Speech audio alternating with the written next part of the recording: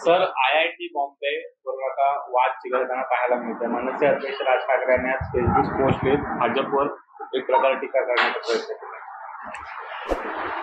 मुंबई महानगरपालिकेच्या निवडणुकांच्या आधी मराठीची आठवण अनेक नेत्यांना होत असते आणि भावनिक अशा प्रकारची आव्हानं ही महानगरपालिकेच्या निवडणुकीच्या आधी काही नेते करत असतात. माझा राज ठाकरेंना हा सवाल आहे की आपण बॉम्बे हायकोर्ट बद्दलची टिप्पणी केलेली आहे, आपण तीच टिप्पणी बॉम्बे स्कॉटिश बद्दल करणार का? आणि जर आपली तीच टिप्पणी बॉम्बे स्कॉटिश बद्दल असेल, मग आपली मुलं ही बॉम्बे स्कॉटिश मध्ये शिकली होती, मग आपण मराठी शाळेमध्ये त्यांचा दाखला न घेता बॉम्बे स्कॉटिश मध्ये आपल्या मुलांना शिकवलं होतं, किंवा आपल्या मुलांनी 11वी मध्ये कॉलेजमध्ये मराठीचं ऑप्शन असतानाही जर्मन हा स्कोरिंग सब्जेक्ट आहे म्हणून जर्मन हा सब्जेक्ट निवडला होता. मग याच्यावर आपलं काय म्हणणं आहे? आणि त्यामुळे ही दुटप्पीपणाची भूमिका आहे. किमान आपल्या मुलांचं ऍडमिशन हे बॉम्बे स्कॉटिश मध्ये नाही घेतलं, परंतु आपण किमान आपल्या तिसऱ्या पिढीचं म्हणजे नातवाचं ऍडमिशन हे बालमोहन विद्या मंदिरच्या मराठी शाळेमध्ये घ्याल अशी आमची अपेक्षा आहे. आणि त्यामुळे आमची आपल्याला एवढीच विनंती आहे की अशी भाषा आणि प्रांताच्या आधारावरती समाजामध्ये तेढ निर्माण आपण करू नये.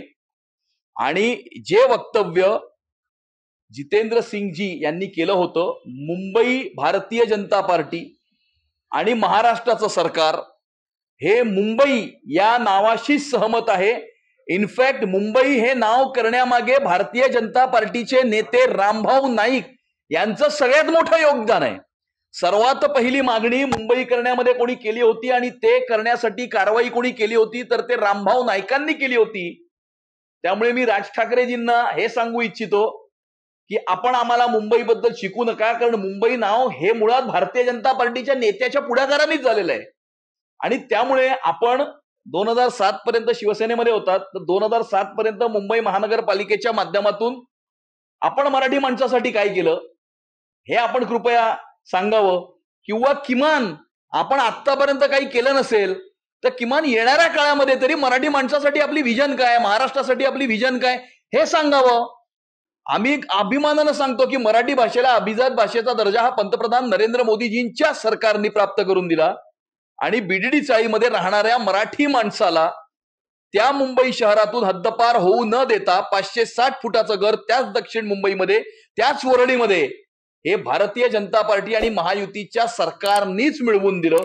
हे आम्ही अभिमानानं सांगतो.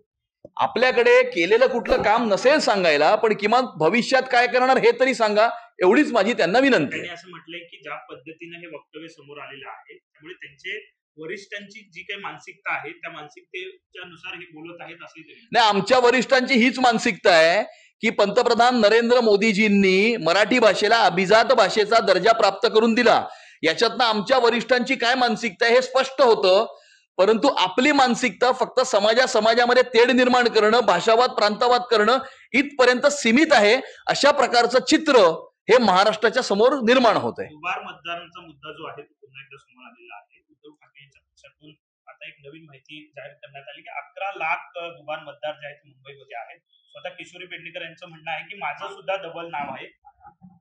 बघा, दुबार मतदार हे काही आजच आहेत मतदार यादीमध्ये असं नाहीये.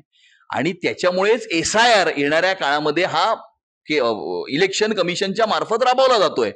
आणि इलेक्शन कमिशननी मला असं वाटतं की मी वाचलंय की कुठेतरी स्टेटमेंट केली आहे की दुबार नावांच्या बद्दल ते हे एन्श्युअर करतील की त्या ज्या व्यक्तीचं दुबार नाव आहे तो एकदाच मतदान करेल. त्यामुळे आपली ज्या काही चुका आहेत, चुका सगळेच करतात, चुका ज्या असतात सिस्टीम मध्ये त्या सुधारावायच्या असतात आणि मग ते सुधारवण्याचं स्टेटमेंट हे इलेक्शन कमिशननी केलेलं आहे. त्यामुळे हा विषय इथे संपलाय असं मला वाटतं. 26/11 जवळपास 15 वर्ष पूर्ण झालेली आहे. मात्र त्यावेळेच्या जे शहीद होते किंवा ज्यांनी यामध्ये कामगिरी बजावली होती त्यांच्याकडे 6.5 लाखाचं बक्षीस देण्यात आलं होतं असं शासन निर्णय होता. मात्र काही लोकांना 5-5 हजार दिले गेले त्यावेळी. कुठे त्यावेळी नाही, महाविकास आघाडी आत्ताची आणि त्यावेळेचं जी काही काँग्रेस राष्ट्रवादीची आघाडी होती त्या सरकारने कशा प्रकारे काम केलं हे 1999 ते 2014 मध्ये या महाराष्ट्राच्या जनतेने बघितलं. 2008चा हमला झाल्याच्या नंतर त्यावेळेचे गृहमंत्री यांनी स्टेटमेंट केली होती की संपूर्ण मुंबई शहरामध्ये आम्ही सीसीटीव्ही कॅमेराचं जाळं हे लावू, जेणेकरून मुंबई शहराला आपण सुरक्षित करू. 2008 ते 2014 या 6 वर्षामध्ये एकही सीसीटीव्ही कॅमेरा त्यांना लावता आला नाही. 2014 मध्ये आदरणीय देवेंद्रजी मुख्यमंत्री झाल्याच्या नंतर त्यांनी टेंडर काढलं आणि 2016 मध्ये पहिल्या टप्प्यामध्ये 7,500 पेक्षा जास्त सीसीटीव्ही कॅमेराज हे मुंबई शहरामध्ये लावण्याचं काम हे देवेंद्रजींच्या माध्यमातून झालं. त्याच्यानंतर ते कॅमेराज वाढवण्यात आले. आज 10 ते 12,000 सीसीटीव्ही कॅमेराजनी मुंबई शहर सुरक्षित आहे आणि याच्यामुळेच मुंबई शहर हे जगातलं one of the most safest city झालेलं आहे. हे देवेंद्रजींमुळे झालेलं आहे, कारण त्यांनी मुंबई शहरामध्ये 12,000 पेक्षा जास्त सीसीटीव्ही कॅमेराज लावले. त्यामुळे ज्या लोकांनी स्टेटमेंट करून सुद्धा काही केलं नाही त्यांच्याकडनं अजून दुसरं काही अपेक्षा नाही. सर, पालिकेच्या अजब निर्णयामुळे आता फॅमिली डॉक्टर त्रस्त झाले, आंदोलनाचा इशारा दिला. कारण असं म्हणणं आहे पालिकेचं की मृत्यू नोंदणीसाठी आता डॉक्टरला थेट पालिकेत जावं लागणार आहे, कारण दाखल द्यायचं असेल मृत्यूचा डॉक्टरला. नाही, या गोष्टीवरती मी माहिती घेऊन बोलेन, कमिशनर साहेबांशी मी बोलेन, या विषयामध्ये पूर्ण माहिती घेईन आणि मग याच्यावरती मी माझं जे काही त्याच्यामध्ये आहे माझं म्हणणं ते मांडेन.